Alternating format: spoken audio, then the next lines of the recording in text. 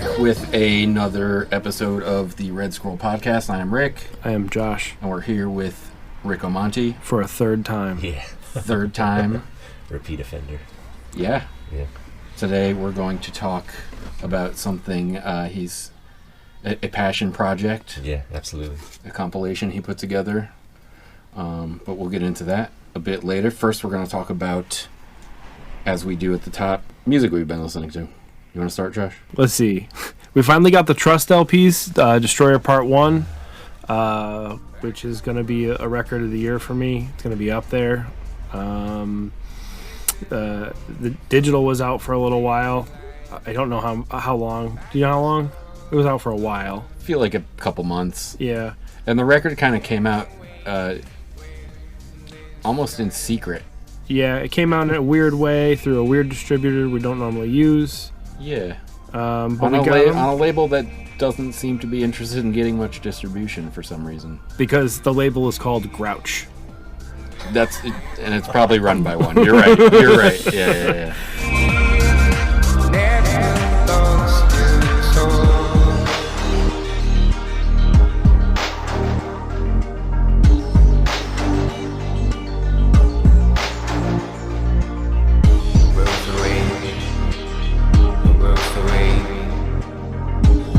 Earth and Sea, Grass and Trees on Cranky.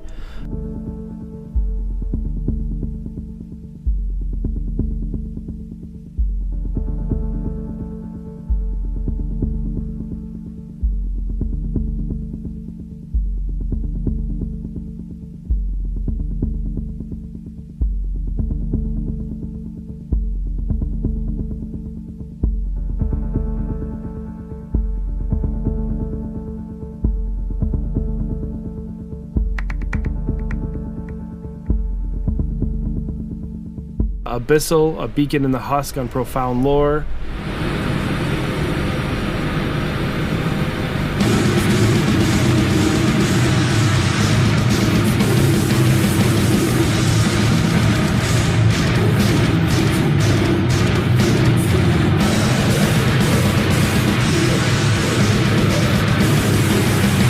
Susan Ciani, Flowers of Evil on Finders Keepers, which is from 1969, but only recently released. Montagne, des bois, des nuages, des neiges.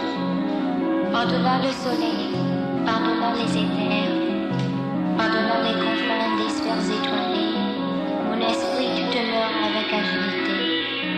Et comme un beau nageur qui se pend dans l'eau, tout sillant gaiement l'immensité profonde, avec une indicible et mal volupté. Envole-toi bien loin de ce miasme rempli. Va te purifier dans l'air supérieur, et toi, comme un pur et divin. And then I also wanted to make note that there is the Morton Subotnick Silver Apples of the Moon and Mort Garson Plantasia reissues that also came out within the last few weeks, and a lot of important things from many years ago. Yeah. Buy those. Yeah. Or, if you're not aware of them, you should make yourself aware. Yeah. Those are definitely... I have a friend who loves Trust and is constantly trying to push it on me, and I really want to check it out, And she actually sent me a message like a week ago, like, did you hear the new Trust record? So now I kind of feel like I have to check it out. Have to. Yeah. Top of my list includes Ellen Arkbro, Chords on Subtext.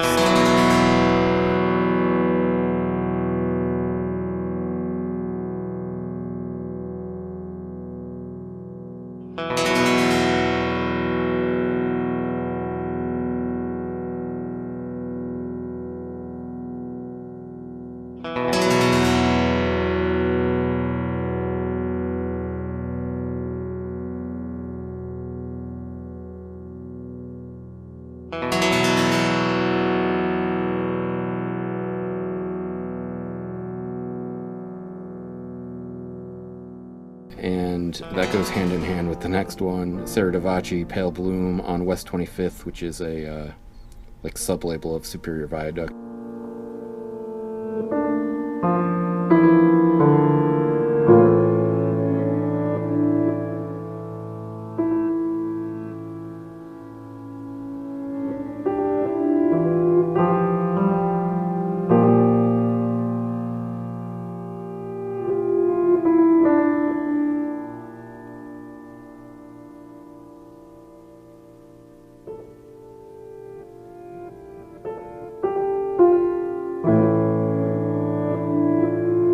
Then another thing in line with reissues that you should be aware of, the Buzzcocks singles Going Steady and A Different Kind of Tension. Different Kind of Tension being their third album, and singles Going Steady being a compilation of singles. Both seminal works and Rock that rocks. Rock that rocks. Pops off. Rock that pops off. Is it lit? I wish that face could translate to sound. I'm asking for a friend. It's lit. Yo, it's Mad Liddy? I don't think anyone says that anymore. It bops. That's the new one. Is it not? I'm talking to Rock too much. Different kind of rock. Okay.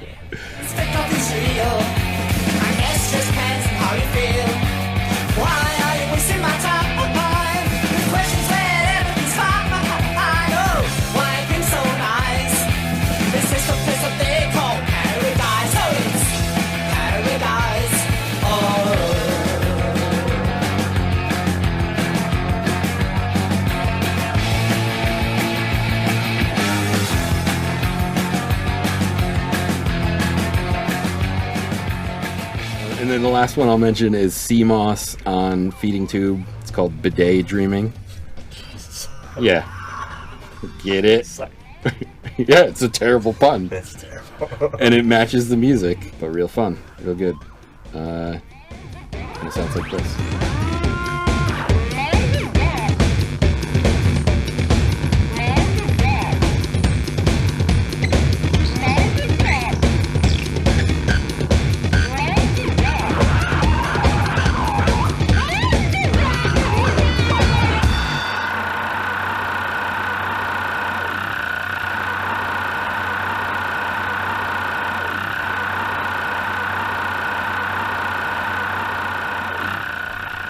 What do you listen to, Rick? Okay, I thought ahead this time, so I was a little bit prepared. So I really like the I'm forgetting the name off the top of my head, but the compilation I believe is called maybe Atlas Electric, and it features a guitar player. It's like Mahmoud Malay something or other, but he's fantastic. You have it in the bin like right over here. It's on Hive Records, and I love it. And there's just the right amount of auto tune and super sick like guitar modes being ripping through. I really dig that. I really dig Avaroca's new record. It's called Trança. She's a contemporary Brazilian artist. I liked her record previously. It's real hard for me to get it here in the States. Like I had to order direct, and it cost me absurd amount, like $75 or something. Wow. But I enjoy the artist that much. Me and my wife Gabriela, we saw Avaroca perform twice in New York a few years ago, and she's fantastic singer. So I was really looking forward to this record, and I kind of waited a few months, kind of like thinking like, come on, some distro will get picked up, and nobody picked it up, so I had to like literally order it from Brazil. So I'm really digging that record. And then there's also a reissue that just came out. I think it's called Merry Air Brakes. I also saw that you guys have in the bin. I picked that up while I was on the road with Movers, and I'm a little bit fatigued in certain genres right now. That doesn't mean I don't like them. I'm just a little bit fatigued. I think I was discussing maybe earlier about some of my fatigue with some of the new Afrobeat funk stuff getting reissued. I'm also a little bit fatigued in like the kind of like psych rock kind of monster psych, loner press, all that stuff. I'm super burnt out on it, so I was crazy reluctant when I was in the store. And to the credit of the Steady Sounds guy, he was like, hey man, you give that one another thought. And I put it on the listening station, and it kind of blew my mind. It's really, really like, it almost like skates that like biker burnout line, and it's real like anti-Vietnam like protest, like super burnout. Like there's like a song called like the Draft Board Blues or something. Like it's really, really good record. So I've been kind of stuck on those right now. And then a mixtape, medication tape that I got. New medication tape is sick, bogey. So yeah, that's what I'm listening.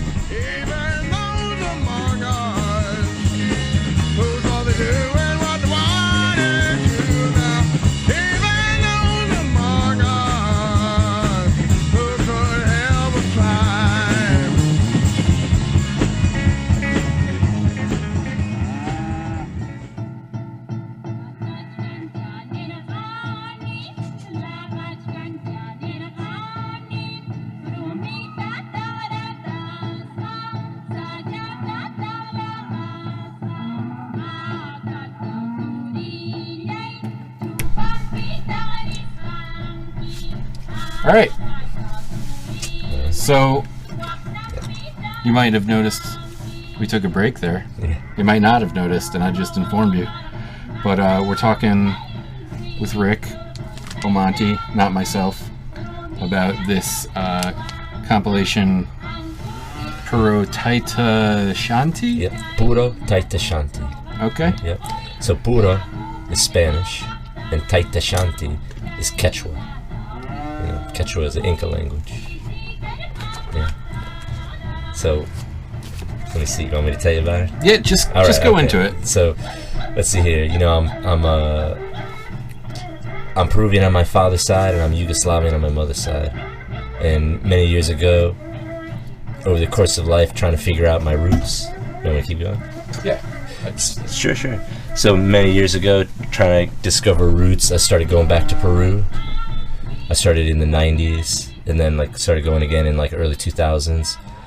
And I started to kind of fall in love with the music there as I was kind of getting to know the culture. And my family is from pretty deep in the mountains. It takes a real long time to get there. And when you kind of travel that way, you start to hear a lot of the music. There's a lot of 8-hour bus rides and crazy car trips. And that music started to kind of penetrate my brain pretty heavily.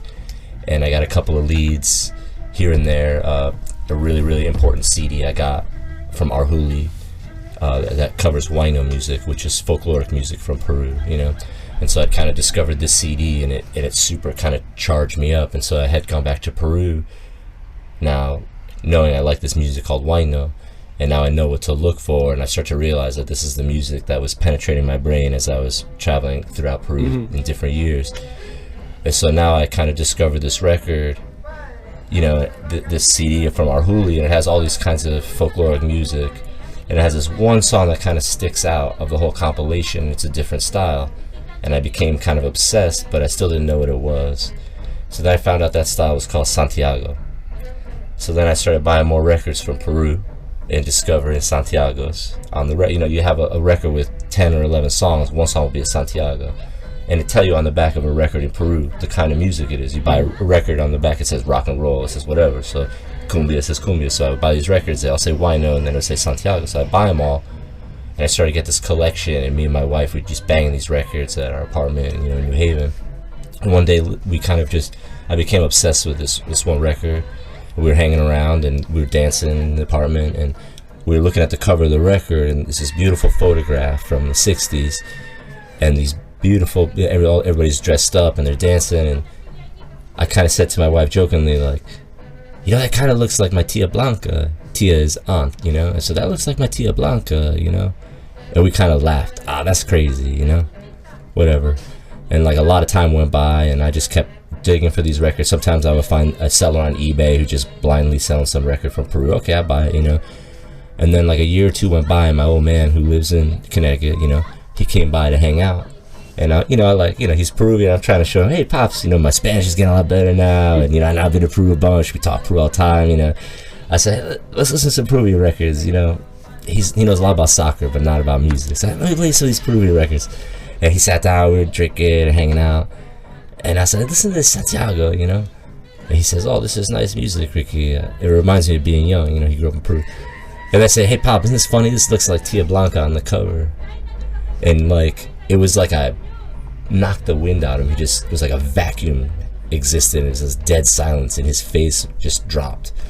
And then he looked at me and said, that doesn't look like Tia Blanca. That's your Tia Blanca. And then he started pointing at the different people on the cover. And he said, that's your Tia Amanda, that's your Tio Carlo. And he says, where did you get this? Is this a joke? I've never seen this in my life. These are all our neighbors from Peru. This is what is this, a joke? And I said, no, this is a record I got. And we kind of laughed about it, and we looked at it, and, the record is called, Las Perlas de Huancavelica. Huancavelica is a very small area in Peru. It's like saying, from Monroe or from Trumbull, it's it's pretty specific, so we kind of started to realize whoa, this is real, And then after a while, a month later, so my dad came by and he started giving me photographs that he realized he had gotten as gifts from his sisters, my aunts. And then this puzzle started to kind of happen. I mean, basically I realized I had this familial connection to this style of music through generations and through different parties and different things that happen, and it kind of started this whole mission to kind of figure out about the music and what it means and what it means to my family and that kind of stuff. So the name Tayta Shanti is actually, it's kind of like a FU to the Spanish, because when the Spanish show up in Peru, everything that had a name became something else, you know, and they had a lot of things they tried to stomp out, and one of them was this big festival called Tayta Shanti that happens in July. And so through the course of all these kind of things, I discovered that the reason my aunts are on the cover of this record is because the singer of the group was a friend of the family, and she just very kind of sneakily said to my aunts, "Why don't you come up to my farm in the middle of nowhere? You're already in the middle of nowhere. Let's go another hour out to my farm in July 24th, because that's when this big party happens for Santiago. It's this holiday we celebrate. Come to my house and we'll rage." And so this is in 1968, my aunties said, "Yeah, let's go." And they went with cousins, and they all went to this party, and all day they raged. And Carmela Morales, who's the friend of the family, sings songs, they take pictures, but she never says anything. And then like a year goes by, and my aunt again meets Carmela Morales, and Carmela Morales pulls out a record and is like, "By the way, check this out." And my aunt is like, "What?" Realizes she's on the cover of the record. And then Carmela Morales is like, "Yeah, that party I had you come to is a photo shoot for my record that I was making. I just didn't say anything to anybody that day, And so to be nice, she gave my aunt, my tia Amanda, all these pictures that she didn't use. And then that's how my tia started sending them out to all her family members. That's how my dad got some. And so the cover of the record, it's all offshoots, of the actual LP cover. So I know you can't see it on the, if you have the liner notes you can see it, but this is an original. So my aunt, it's a photograph of a party, and she's in the center, And then, the photographs that come later from my father clearly show this of the same people, same party in the mountainside, So the familial connection kind of got me basically something I was already hooked on. It basically, I kind of felt like life was telling me I needed to discover it. So that's kind of how I stumbled into it. And then it took me years to track down people. Like I decided, all right, I want to make a compilation that represents all the styles that embody Santiago. And when I figured out, the more I learned, the more I realized, oh, you know what?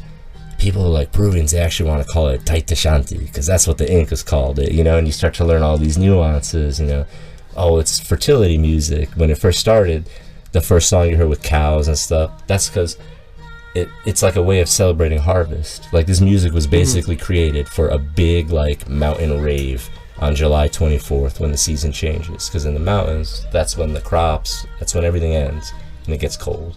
So they throw this big old party. They brand the cows, they mark the cattle, they do all that stuff. You celebrate the fattest cow, the prettiest sheep, the corn, all that shit. All that stuff. But like any kind of music, folk music, nowadays this music is about getting drunk. It's about cheating on your wife, or bad luck, or infidelity, all the problems like that you have in the blues or whatever. So it's basically a folk music that was at one point very situational and very kind of for almost like a ritual, and now it's just in July when you go to the valley in Peru, you just rage, and it happens July 1st to July 31st, and it escalates in July 24th, because that's kind of like their solstice kind of time, that's the apex, and so I eventually with my wife went to celebrate Santiago in July. And it's intense. Like it's partying in the streets. It's at every corner. And every day it escalates a little bit more. So like, you hear the music in the background. So in the first week of July, you might see somebody performing on the corner, but like by the third week of July, the roads are shut down. Bands are marching through the streets. People are drinking everywhere. So it's a pretty intense party. And we kind of really got like submersed in it, and it became it became kind of clear that I needed to finish the project. It took me 7 years to do the research. I gave up for an entire year because I got so discouraged and stuff, you know. And then I got a couple of leads and licensed a bunch of the songs. Went through the process of finding people. Yeah, that was going to be my first question. Yeah, sorry. What's the process for tracking people down? The process was first figuring out, you know, some people have stage names and stuff like that. So it's just like a lot of internet, a lot of cross research with records.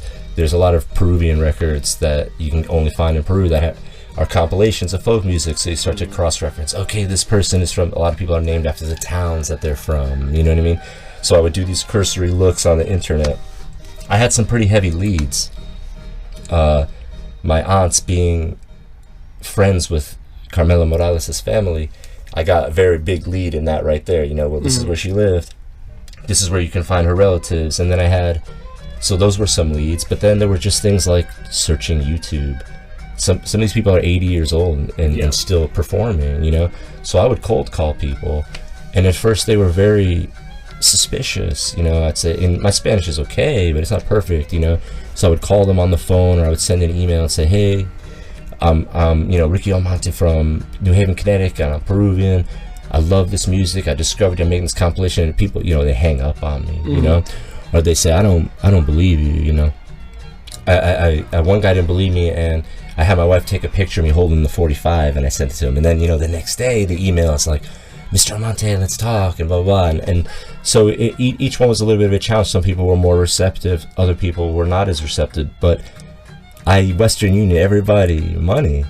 And, you know, it's funny because that suspicion goes away the next day when you get that money. You know, it's not a lot of money, but for a Peruvian, it's a decent amount of money for some of these songs. You know, I'm paying somebody, you know, maybe $100 or something for a song they recorded 40 years ago, you know, that they haven't gotten paid for since. Was there anybody, like any track that you wanted that they just flat out said no? Nobody. There's like, I think 4 tracks that are not licensed because these people, I could not find them. And the moment I find them, I'll pay them.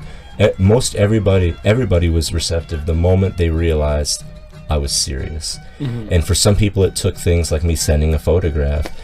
Other people, it was just like me calling them on the phone and then being like, okay, this guy's like a human being.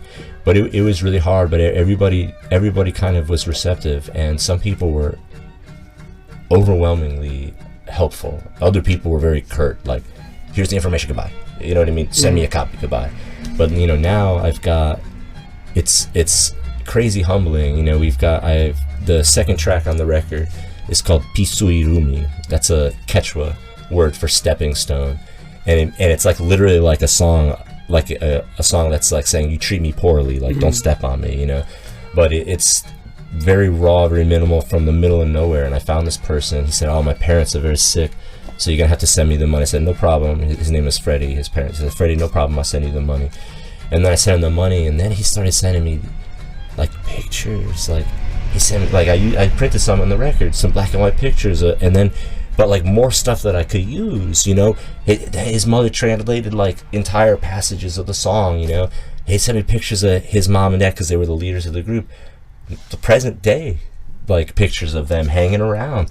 And, you know, now he says to me, the other day he sent me this email after I gave them the money and stuff, and they realized this was actually a thing happening. It's just like a family in like the mountains of Peru.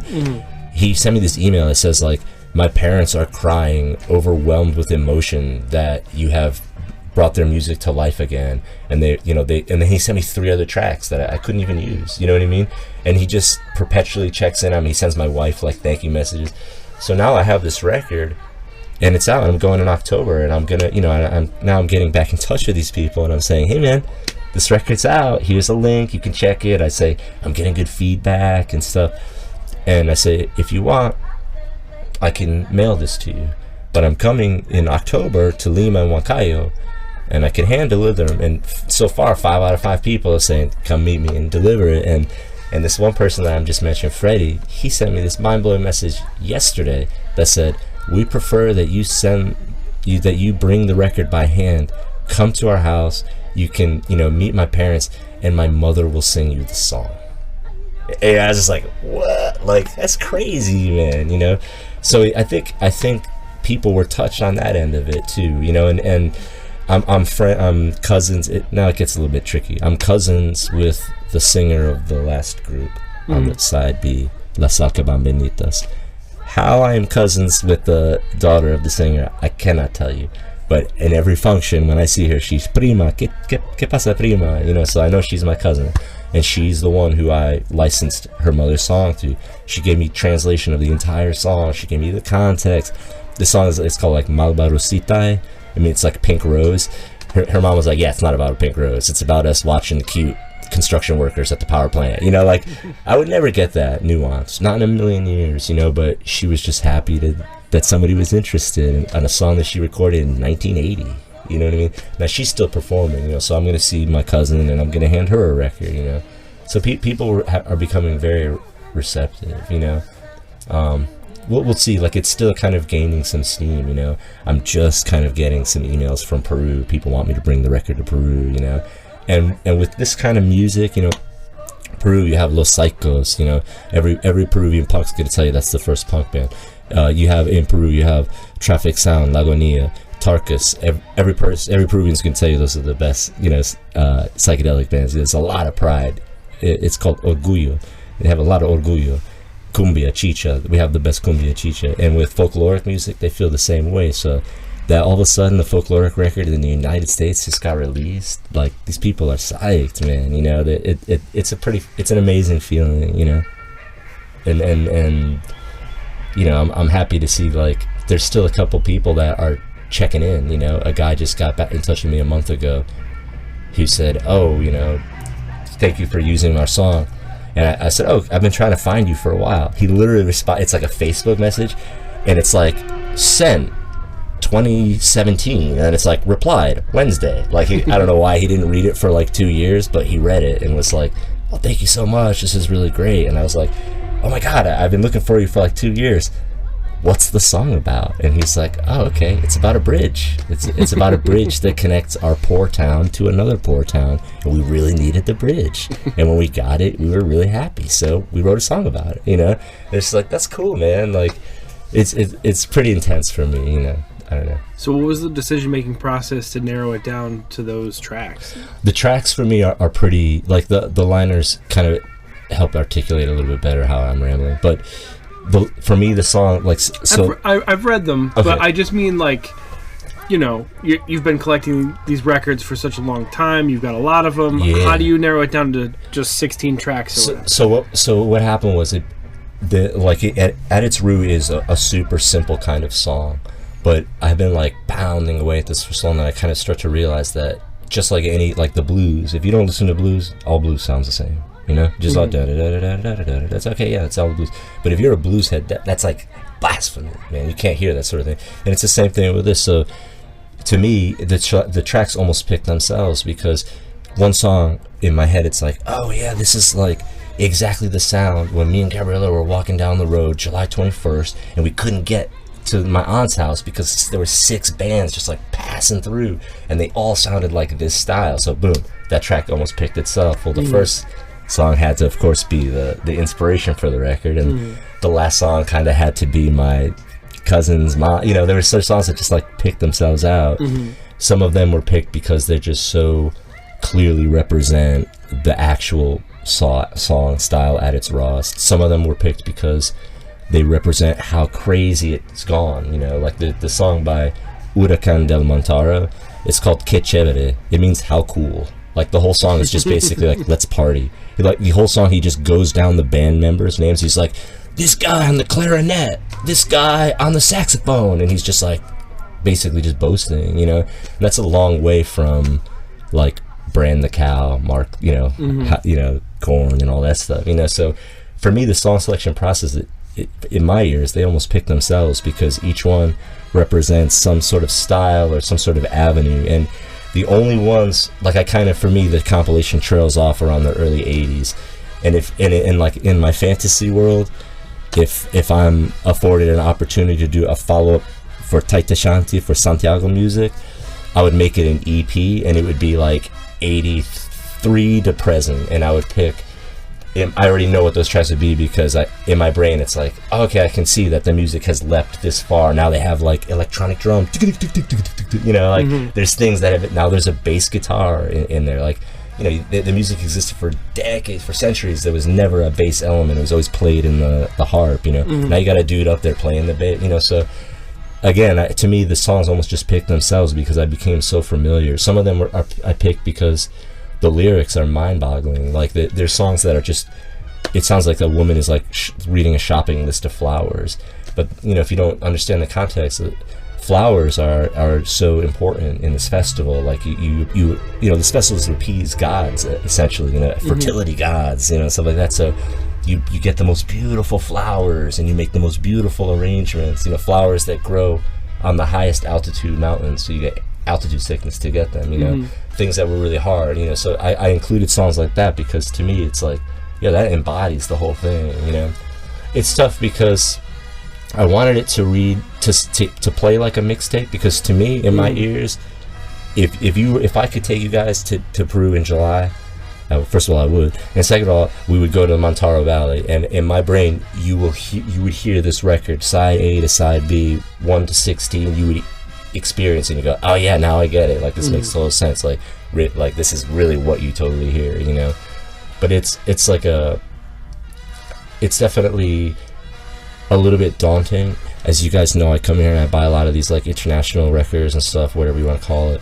There's a lot of people, you know, you got Soundway, you have Analog Africa, like these guys, they crush the game. They you know, 12-page liners, you know, interview, you know, I'm riding on the back of a motorcycle in the desert and a guy's taking shots even though we just walked away with 45, you know. It's like you read like Analog Africa or Soundway liner notes, you're like, oh my god, you know. Or the opposite, yeah, we talked about lyricord, folkways and stuff like that, man. It's daunting to open up one of those records and then say to yourself, I'm gonna put out a compilation that borders on ethnomusicology. Like that's terrifying, you know. So that for me was like a huge impasse, especially when the focus of both of those labels is the booklet, like, yeah, you know, yeah. So, and that all sits on your shoulders. Yeah, so like I wanted to be the guy that man, I'm not gonna lie, man, I got orgullo too, man. I want to be the guy that's like my dad calls me cholo gringo. That's like a fantastic insult. It's like calling me white trash and like spick at the same time. Like he can do it because he's my father, you know.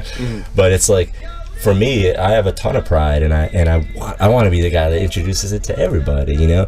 But with that comes that responsibility of, you know, if I say something wrong, the liner notes, you know there's some ethnomusicologist somewhere that's going to come and take me to task for it, and I got to be ready for that, you know. And I welcome it, man, because I want to learn about it. My heart is in it, you know. But I'm not going to lie, that was a huge impasse, you know. Like, I would say that year that I gave up, that was part of it. Like, just too many Soundway records, too many Analog Africa records, just making me go like, yeah, no, I don't have this. I can't. How am I going to do this? But it worked out. I had a funny thing happen. I basically, Little Axe Records sent out a mailer, and they always put little hints about what they're working on. Sometimes they're solid, sometimes they're not. And they hinted at this Wino record, and I got all jealous. I was like, these guys are coming into my territory. Like this, I don't talk about these other people because I don't want the competition, you know. So I sent him like this phishing email, Little Axe. I said, hey man, how do you know about Esther Suarez? And I asked these questions that only a person who would have this record knew.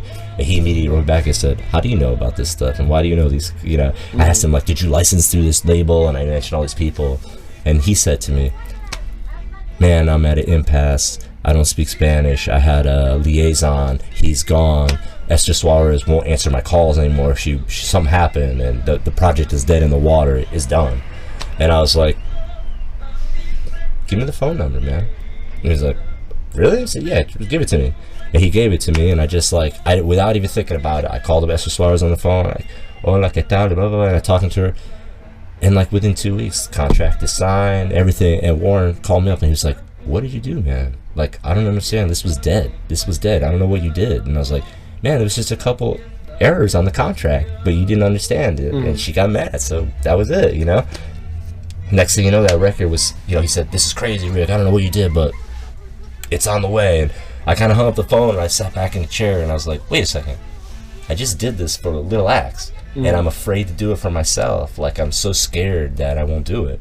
And then I got real mad, and then I just started. That's when I started cold calling everybody. You know, that's how I really started. So to that's the hookup with Little X. That's how it happened. Yeah, So that's both the hookup for Little Axe and also what kicked you back into gear. Yeah, because I gave up, man. I got so scared, man. I had one lead on licensing, and that's it. And Peruvians, man, they don't fuck around, man.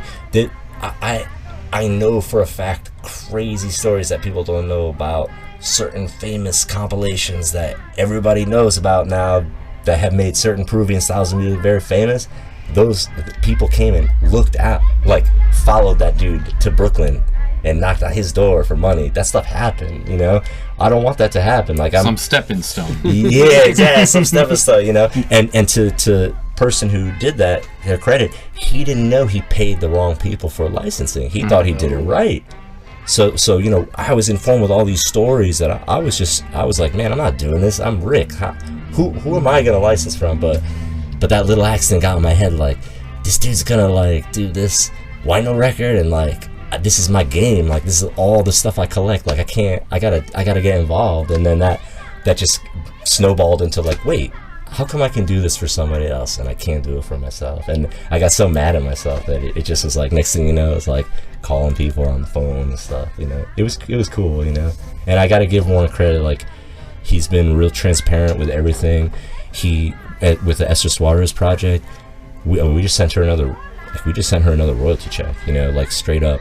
And like, that's crazy. I mean, it's hard for me to give you guys context with this particular stuff, but like, us sending like a big chunk of change to like a Wino artist in Peru is pretty sick. Like, you know, it's like, it's pretty intense. You're just like a 76-year-old woman or something, you know what I mean? Like, it feels pretty awesome, you know. And people love those records, so I'm hoping this one will gain the same steam. It's still brand new, kind of, you know, like a month old or something.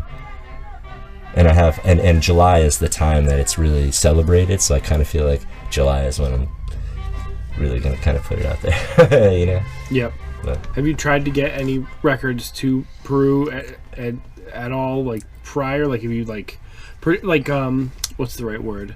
Like, shopped it specifically to try and get anyone to take it? You know, I didn't shop it to anybody, because for a while it was just like, I just kind of had given up. And then with Little Axe, like, there was like a pretty short list of people that I actually thought, like, it gets pretty obvious. I mean, Sublime Frequencies, you know, Mississippi, Little Axe, you know, it's not a long list for me of stuff. Otherwise, you know, I'd be working with the UK label or something. So it was already kind of like a short list.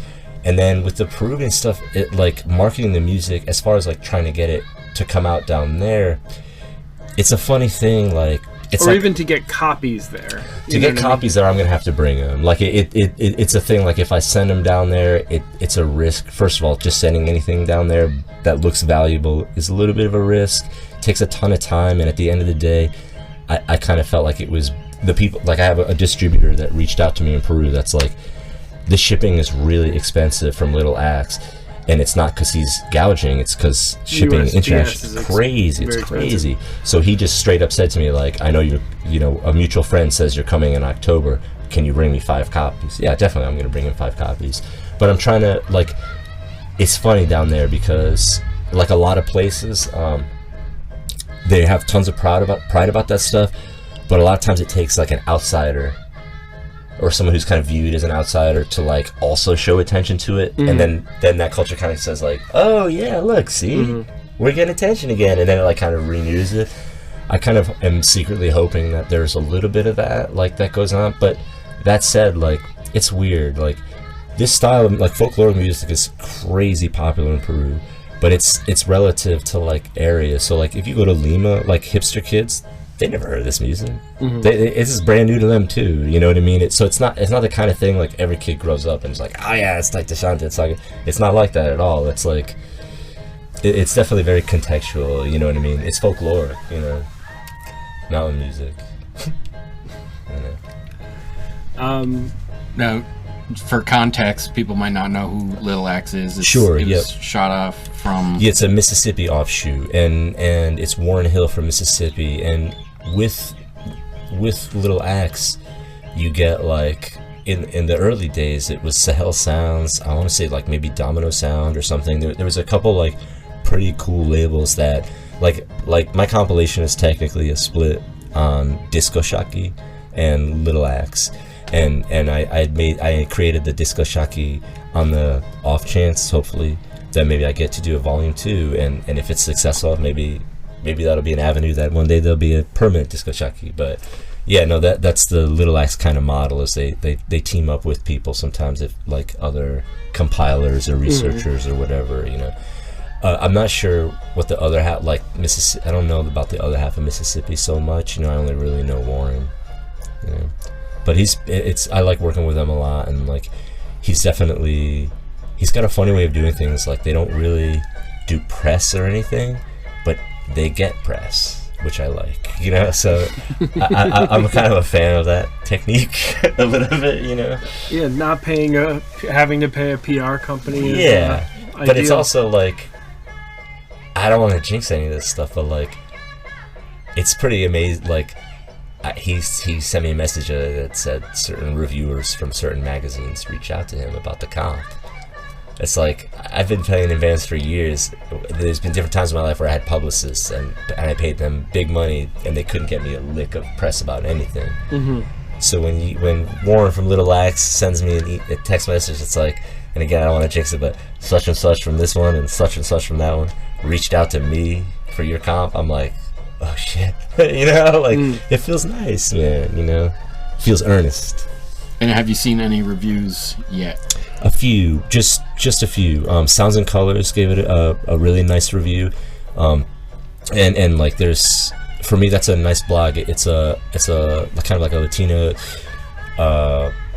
relatable blog that kind of does culture, you know, music, film, theater, fashion, all that kind of stuff.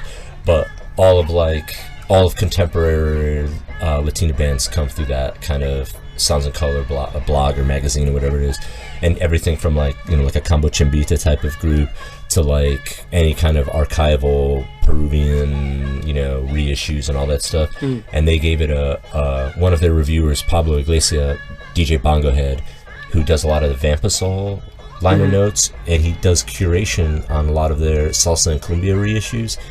He's a DJ friend of mine, and he advised me early on in the project, super early, was super encouraging, and I got a very small grip of records, and he's one of 2 people I sent copies to, and he reviewed it for Sounds and Colors, and I'm absolutely humbled he gave it like crazy stellar review, you know. And for me, that's a really big thing. Like I definitely want it to be reviewed at far and wide, but to get a review from a Latin American magazine, for me, is like rite of passage. You know what I mean?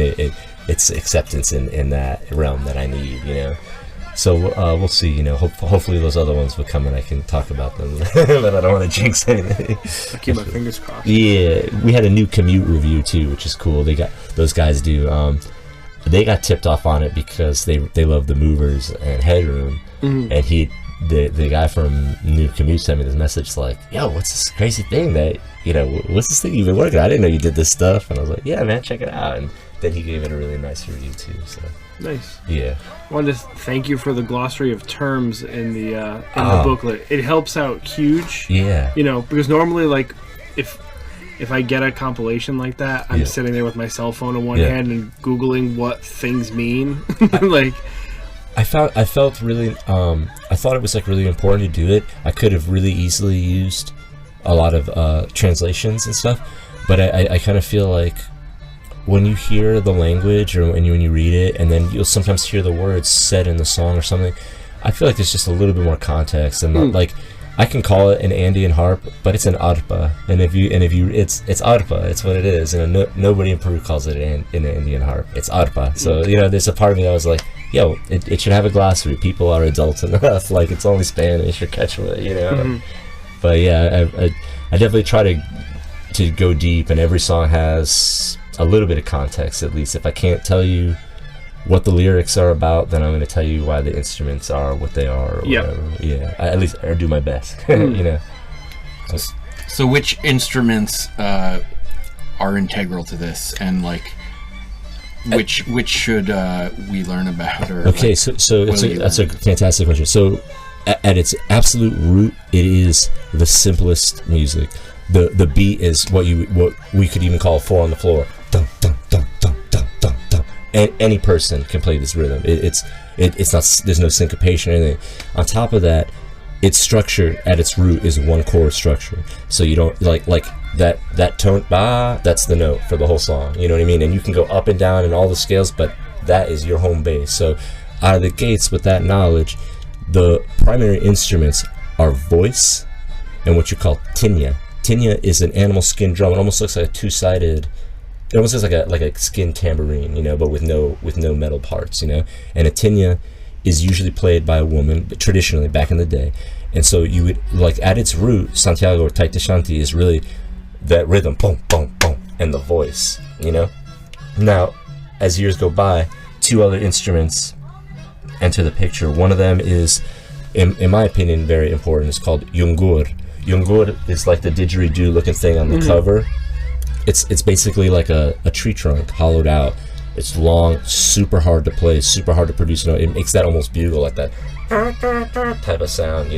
Yungur is very integral to the Santiago sound, and it also, it's a signifier. When you hear yungur, not only do you know that you're hearing Santiago, but you also know you're hearing it from the Montaro Valley. You're hearing it from Huancavelica, because that signifies that sound. The other integral sound, I would say, is the arpa. Arpa is the Andean harp. It looks like a regular harp, but it has a body at the bottom. And harp players in Peru, man, they're rock stars. They'll play the harps upside down and march up and down the street playing them like this in crowds full of people, like a massive harp on one shoulder upside down, and so to me those are the real kind of signifiers to this music. Now as you go on, and you can hear it even in this track that's playing, like all folkloric music in Peru and all tropical music and all music in South America, waves of instrumentation come. So in the very beginning, this music did not have saxophones, and saxophones end up being one of the more expensive instruments in South America back in the day. So as history goes on, early Santiago, Tayta Shanti, it has yungur, it has a drum, maybe it has a harp. But as you get into the 80s, there's 9 saxophones, there's clarinets, there's a big bass drum player, there's so over years, everything has gotten added to it. But at the root, voice and drums are the 2 instruments that you need to know, and that drum is the tinya. Yeah. Am I stumping you? No. Okay. No. Wanted to mention that on July 3rd you're doing a listening party at State House. Yeah, gonna do a listening party. It's not gonna be like this where I'm rambling on. It's gonna just be records being played. The first hour or so is gonna be the compilation, and then kind of songs I didn't get to put on the compilation that kind of for whatever reasons I just didn't choose them. That'll be the first hour, and then it'll morph over into, I have 2 other DJs coming with me, a woman named Diancita and a guy named Sonidero Mixteco, and these guys are super really amazing selectors from the New York area that are kind of hanging out a lot in Connecticut. So they're going to kind of take over with me at 9 o'clock or something. But from 8 to 9 the event will just be strictly all this kind of music, and I've been spending late nights making a video, and the video is going to be photo montage of the stuff that you see in the record, but then photos that I couldn't use, because you only have so many pictures. Yeah, and then some very shaky but cool videos of when we went, and some of them are so cool. We forgot that we had them, and we kind of are going through them, and there's just videos of bus rides are crazy. I forgot, you got to go through some crazy stuff to get to these certain parts of Peru, You see your brain gets squeezed, that altitude, man, just crushes your brain, man. It's tough. Now, headaches. Obviously, it's been in the news a whole bunch this week about the new international airport that's going to basically destroy everything. I keep hearing about it. I mean, I understand they're really super trying to protest it. The government's pushing through with it. They've already broken ground. It's pretty bad. So Peru has they have a tough history because there's so much cultural heritage. So it's you're kind of caught between tourism and cultural preservation. So For example, Machu Picchu. Machu Picchu, absolutely beautiful. I've been there. I've been there like 6 times, man. It's mind blowing to me how lucky I am. You can do Machu Picchu. You can take a train there.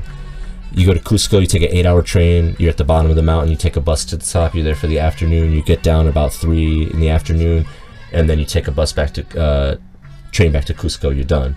That's the like hit and run version. Or you could do the Inca Trail, Camino Real. The Camino Real takes like 4 days. They 20 years ago enacted like a registration and like a quota numbers that like a cap. Yeah. You can only have like 500 people on that trail a day.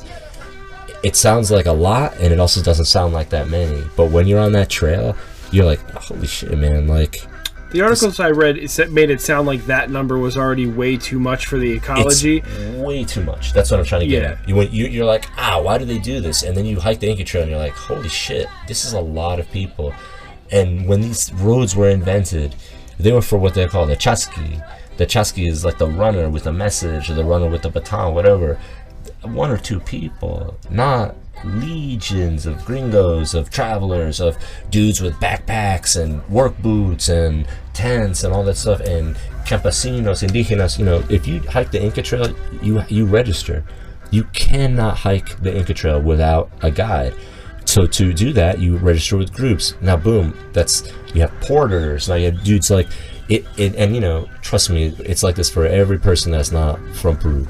You go there and you hike the Inca Trail, and it takes you a day to walk a path that a campesino leaves 2 hours later than you did, with a propane tank on his back and flip-flops, does it in an hour and a half, and is there 4 hours before you get there. And it's like, it's this crazy mind fuck, because you're like, this is amazing, and you're doing something beautiful, and you're sharing it, but it's also like, oh man, I'm part of the problem. Like if I didn't do this, these people wouldn't be here doing this either. Like there would be some other way of handling it. Mm-hmm. And so, like one of the last times I went to Machu Picchu, there's a McDonald's. A lot of people don't know that. There's a McDonald's in Machu Picchu. There's a McDonald's there in the hotel. There's a little hotel around the side, and there's a tiny little McDonald's like in the lobby. Now there's not like a Golden Arches when you go to Machu Picchu. You don't see that shit, right? But that's not the point. Like, get that thing out of there, man. Like, that's it. But Peruvians, man, that American dollar, that's powerful money, Mm-hmm. And so what ends up happening, put a funicular up there, put a McDonald's up there, put a hostel, put a hotel up there, make a bigger train track, put another 100 people on the trail. Machu Picchu, the people outside of Peru don't even know. That's not even the biggest one. It's not even the biggest one. It's not. Choqquequirao is massive. It's like Choqquequirao's like 5 times the size of Machu Picchu. No gringos go there because they never heard of it. It's not Machu Picchu. Machu Picchu has the Indiana Jones, the Yale, the whole weird like museum, the mystery, all that stuff to it. It's But doomed. it was only designed to be like a summer home. Never more than 1,000 people there at a time. It's like a summer home for like versions of the sun. Yeah. And I'll tell you, man, it's counterintuitive for me to tell you, go.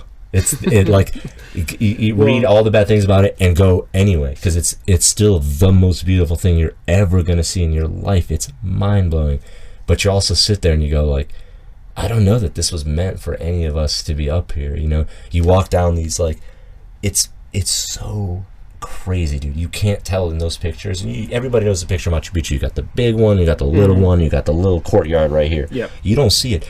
All down the sides, it's all terraces. It's all, you can walk off an edge. You can like you hear waterfalls, but you don't see them. Like Machu Picchu is mind blowing. So it's like this thing. Like, yeah, I get it. Like I'm part of the problem too. But how do you fix that? I don't know.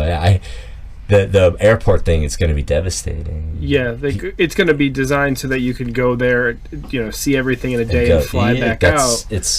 That's against the whole principle of a place like that. Like that, the Incas didn't build like a summer home on the top of a fucking mountain in the Sacred Valley so that you could get there home in a day. Like this is not why I was there, But I mean, they're saying that it's going to increase traffic. It's more. It's more than tenfold. So the ecologists were saying like complete destruction, like end game. So it's tough because at the end you get into some real politics, because you get into this thing. It's like, all right, well, you have the dollar and you have the euro coming in and making all these things happen, but then you get into this other thing of like, well, the Peruvian government's they're not holding back, but you can't fight that, man. That's a tough one, man. We'll see how that stuff plays out, but it's crazy because I'll tell everybody, if you can see it, I would see it. I would see it sooner than later, though. But we're also talking about a country. You have the Nazca lines in Peru. You know what I'm talking about? The Nazca lines. I know the Nazca lines. The Nazca lines are like 4 inches deep. Like if you walk on them, you'll destroy them. They're not like a foot. They're not even a foot deep. They're this deep. The reason why they haven't eroded is because it's one of the flattest places on Earth. It's the second driest place on Earth. They're only there for that reason. It's like walking on a chalkboard. So if you take a horse through Nazca, you can destroy a line. They put the Pan American Highway through it. Greenpeace wrote a sign on the Nazca line. It's like, come on, guys. You know what I mean? So there's some funky things that happen down there, but that's stuff we're not going to solve in this podcast. You know what I mean? I wish we could, but no, I highly recommend going down there. I got a lot of pride, and I'm happy to share any records or anything like that. I appreciate you guys letting me come here and ramble for a long time, but yeah. So your cousin sang. So say again. Your cousin just sang. Yeah, it's her mom who sang. Yeah. Okay. She's. But potentially that could be your cousin too. Yeah, that could be my cousin depending on how far removed we are. It's in Peru. When I go to Peru now, it's like, if I'm not sure, I gotta just say primo or prima or tio or tia, and I have like a 25% chance at least of it being right. They're either my uncle or my cousin or my aunt or my cousin. Like, and down there it's hard because, here that's my second cousin removed. That's my half a thing. That's a this or that. In Peru it's like primo, tia. It's like, okay, it's simple. So. And when I go down there, man, it's pretty cool. We get treated like royalty, the hospitality, you eat amazing food. Now, in the 90s, when I went to go in the 90s, it was hard to find vegetarian food. Man, when I go to Peru, man, I eat the best vegetarian food. Like in Huancayo, man, there's one road, there's like 5 vegetarian spots, and it's fantastic. I love it. I got a lot of pride. Sorry. You don't have to be sorry. Yeah. So I'm out of questions. Yeah. All right. Let's. Yeah. Is there? No, I'm good. Yeah. Is there any last thing you want to say about Puro Tayta Shanti? Puro Tayta Shanti. I guess I would like to say something about it. I would like to say it's a weird one, but in this project, I have learned a lot of things. About the music and about culture. I ended up reading like a couple of books that I didn't realize were kind of connected to it, that my cousin gave me. I just thought he was just being this person. Yeah, read this cool book. And now I realize that it super contextualizes stuff. And I learned a ton from this project, and none of that would have happened if I gave up. And I did give up for a little while. And there was even like a period of time where I think I might have even said to my wife, like, man, I don't even want to talk about this. Like, it's like a mixtape now. I don't want to, like, it's like a sore topic, man. Like I failed, and I'm so glad that I had that weird little click in my head of like, no, they're not gonna, I can do that, no problem, and now like I'm, that record arrived in my hand a month ago. I worked on it for 7 years. Like, I was positive it would never see the light of day, so I found myself kind of having one of those like, don't give up your dreams moment, because it really is true. Like, I was convinced it would never ever happen, and yet it looks and sounds exactly the way I wanted it to. So I guess that's my takeaway. That's perfect. And I know you wanted to have Gabriella here. I did. She's traveling right now. The reason why I wanted to have Gabriella here is because first of all, she's fantastic and lovely and charismatic and funny. But she also reels in a lot of my rambling and remembers a lot of the stuff that I remember. And she was the one, like I might have mentioned this before, if there's a photograph of me, she took it. If there's a focused photograph, she took it. If there's a video and it's not shaky, she took it, And basically, I mean, Peru is not an easy place to travel if you're not used to it, Gabriella took 8-hour bus rides that were followed up with 6-hour car rides. She got altitude sickness with me. We took the Camino del Muerto. She called her mom, worried that we weren't going to make it home because this one road was terrifying. You know, we've gone through weird, crazy things to get this project done. So she's missed, but you know, she's here in spirit. You know, in Denmark though, on vacation. If you want to be exact. So she's not missing this. Yeah, she's not exactly missing Redscroll, but you know, we miss her here. You know. All right, let's do. Thank you very much for talking about that. Thank you very much. That was great. Thank you. And yeah, people should seek that out. And you know, if you're not on the blog of Redscroll right now, go over there and you can see the pictures that we'll post of Rick and these records. And that is at redscrollrecords.com. If you're listening through some other podcasting service. And, you know, of course, subscribe to this and all that stuff. And also check out Rick and his other projects, like he's mentioned a couple times, the Mountain Movers, Headroom. Yeah. And there's another one. And what's Loose Trucks? Oh, Loose Trucks. Okay, there's another one. There's another one. Yeah, what's the other one? It's called Marco y sus penas. Okay. Yeah. Tell me about it. Yeah. Bongy Snake Dave on the drums. Mark Shalaba on the guitar, myself on the bass. We got a guy coming in tomorrow to play congas, and we wrote 2 cumbias and a couple of kind of like Afrobeat songs that we've been practicing for a few months. All right. Yeah, we have like 5 originals. And you've got a name. Yeah. The Marco y sus penas is a little bit of a joke. It's a kind of a nod to a very classic Peruvian chicha guy, but it basically means like Mark and his pain, or Mark and his suffering. So that means that I am one of Mark's pains. And this refers to Shalapa. Yeah. Okay. All right. So we're quite happy with it, you know. But I'll let you know. We gotta, you know, hopefully we'll go record soon because we're getting close, you know. So all right. We'll see. Yeah, I can't wait. So that's something to look forward to. Yeah. Anyway. And then of course there's the State House that you work at. Oh goodness, yeah. So how are things going there? It's great, man. I love it. It's amazing opportunity to do stuff that I had to turn down before, or stuff that I couldn't get anybody to give me support for. You know what I mean? And the World Beat Calendar stuff for me is a dream come true, to be able to bring Peruvian cumbia and Afrobeat, the Fi de Igadad, you know, like the first Tuareg, you know, all women band. You know what I mean? It's like. It's a pretty good feeling, so I'm feeling good about the State House. Thanks for listening. A lot of good things coming up. Yeah, working on it. Yeah, for sure. July's going to be a good one. So that's great. Any last things you want to mention? Yeah. You know, other than we've covered your comp. Yeah, stay tuned. There's going to be more. You know, I have a feeling there's going to be a follow up to this. Discos Shaki. Yeah, I got a couple of volumes planned that I've been, you know.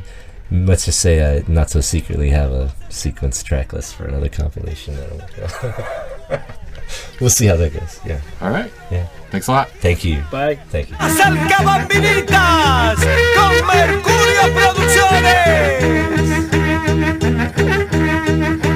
Colocaban by Kipi, Malva Rosita, y colocaban by Kipi, Malva Rosita, y Cuyaba y Pasamapas, Malva Rosita, y Guayoba y Pasamapas, Malva Rosita.